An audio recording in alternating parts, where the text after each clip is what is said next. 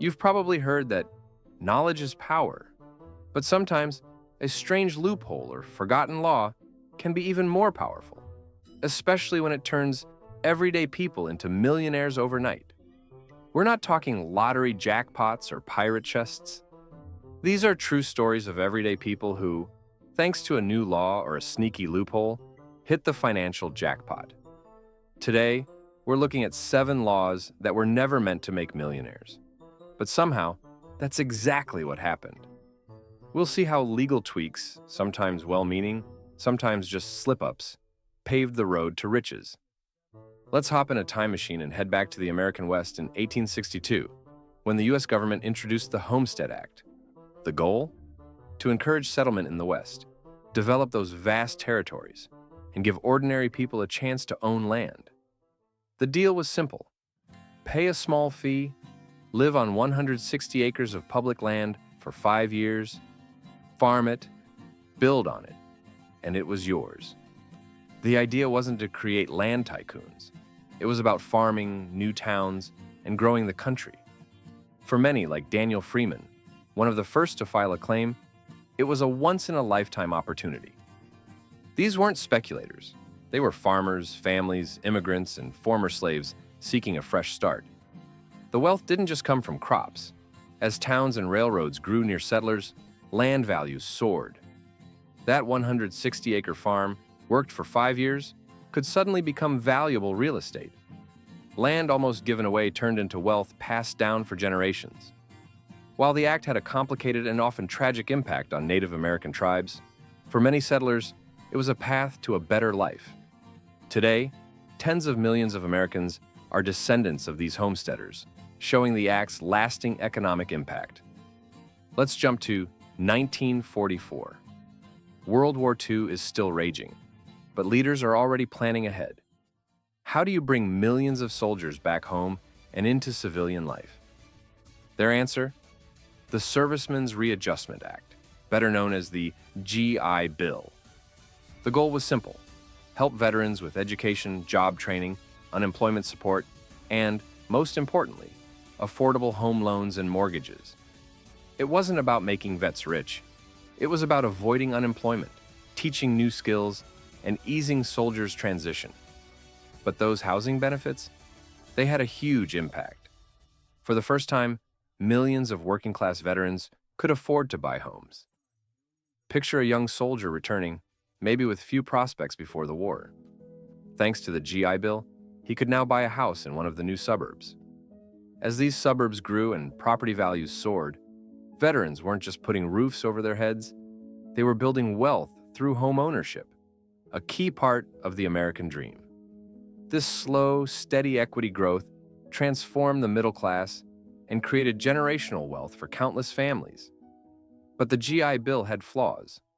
Many Black veterans faced discrimination and were unfairly denied these benefits. Still, for those who accessed them, it was a major financial boost. Rent control laws in cities like New York and San Francisco were created to protect tenants from steep rent hikes and keep housing affordable. The idea was to give renters stability in unpredictable markets. But how did this make some people rich? Over time, tenants in desirable rent-controlled apartments often paid far less than market rates, creating a massive gap in value. Some tenants took advantage of this by subletting their apartments at higher rates, pocketing the difference. In other cases, landlords offered long-term tenants big payouts, sometimes hundreds of thousands of dollars, to move out and give up their rent-controlled status. These buyouts, unintended by rent control laws, became common in hot real estate markets. For example, New York's 2019 rent law changes tightened regulations, making it harder for landlords to deregulate units. This secured sweet deals for some tenants, even higher-income ones. While rent control aimed to keep housing affordable in ultra-expensive cities, it sometimes led to unexpected windfalls for a lucky few. Let's dive into the world of computers and code. In the 70s and 80s, and especially during the 90s tech boom, changes in how stock options were taxed had a massive, often unexpected impact. Stock options weren't new, but tweaks to tax laws made them an appealing way for startups to pay employees. The idea was simple: give employees a chance to share in the company's success. If the stock price went up, employees could buy shares at a lower price and sell them for a profit. Lawmakers likely aimed to boost the economy, not create Microsoft millionaires or Google millionaires. But for early employees at small companies like Apple, Microsoft, Google, or Amazon, these stock options became golden tickets. Many employees, from engineers to admin staff, received options when the stock was worth pennies.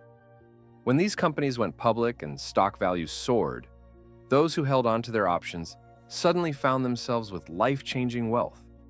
It wasn't just a bonus, it was a fortune, fueled by tax laws that made stock options a key perk in a booming industry. Here's a lesser-known but powerful law: Section 1031 of the U.S. Internal Revenue Code, or the like-kind exchange. Its purpose is to encourage investment in business or property by letting investors defer capital gains taxes. If they sell a property and reinvest the proceeds into another similar property within a set time, they avoid paying taxes for now, keeping investment money circulating in real estate. The accidental wealth comes from repeatedly deferring taxes.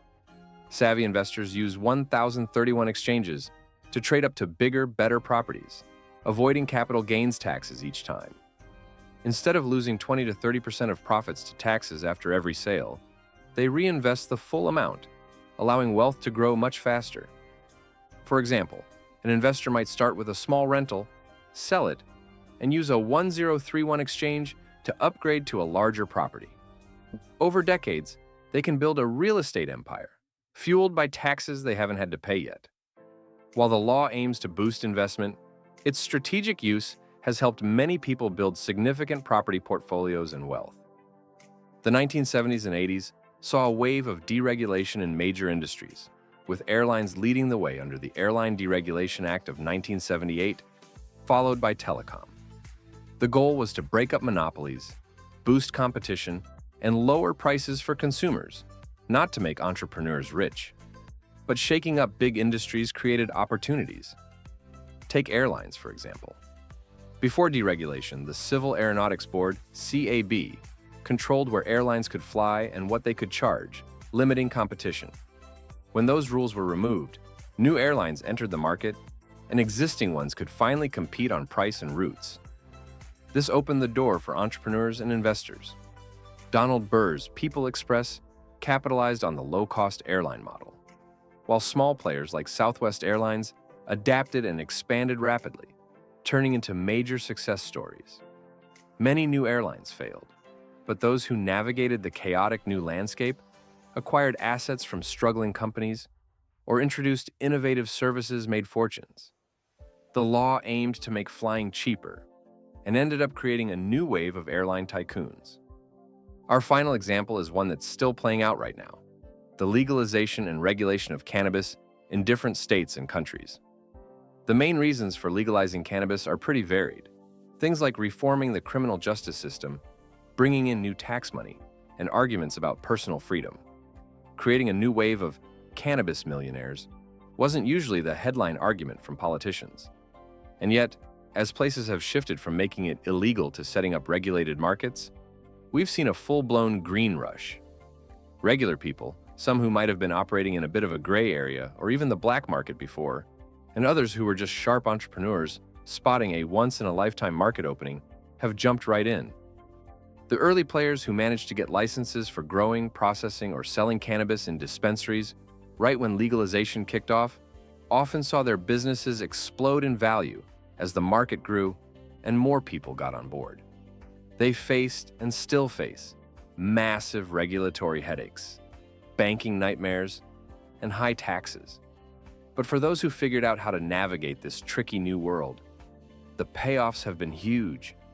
You hear tons of stories about small-time growers, or people who dreamed of opening a shop, who got in on the ground floor of this brand new legal industry and ended up building multi-million-dollar companies. The laws were meant to control and tax a substance. They accidentally swung open the doors for a bunch of new, and often pretty ordinary people, to get seriously rich, seriously fast. So there you have it. 7 laws, passed for all sorts of reasons. From settling a frontier to helping out war heroes. From protecting renters to shaking up industries, none of which were actually meant to make millionaires. Yet, thanks to loopholes, surprising outcomes, or just by creating new chances, that's exactly what they did. It really shows you how powerful and sometimes wild the world of law can be. What other laws do you know of that had these kinds of surprise money-making results? Drop your thoughts in the comments. If you found these stories as mind-bending as I did, give that like button a click, subscribe for more eye-opening stuff, and hit that notification bell so you don't miss what's next. Cheers for watching.